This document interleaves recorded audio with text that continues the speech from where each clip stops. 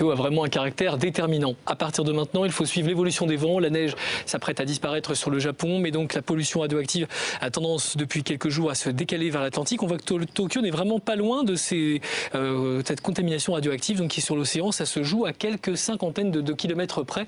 Donc Tokyo qui pourrait être concerné dans le courant des prochains jours. L'évolution des vents, les vents vont faiblir dans le courant des prochaines heures jusqu'en fin de semaine. Ce n'est pas forcément une bonne nouvelle, car la pollution va surtout rester à proximité de la centrale et donc pour les populations, là le risque sera beaucoup plus important car la radioactivité aura beaucoup de mal à se disperser dans l'atmosphère. À partir de lundi, renforcement des vents, mais là, ce n'est pas non plus une bonne nouvelle et cette fois pour Tokyo car leur orientation va changer et donc la radioactivité pourrait se décaler de la centrale vers Tokyo qui pourrait être touchée entre lundi et mercredi prochain. Et puis l'hémisphère sud restera relativement épargné par cette pollution radioactive au vu des dernières simulations des modèles. Une carte dont on n'a pas l'habitude, le pôle Nord, le Japon, la centrale, l'émanation de radioactivité, le continent américain, l'Europe et puis la Russie et la Chine. Et on voit que la radioactivité se cantonne sur l'océan Pacifique. Elle pourrait d'ailleurs aborder l'Alaska dans le courant du week-end.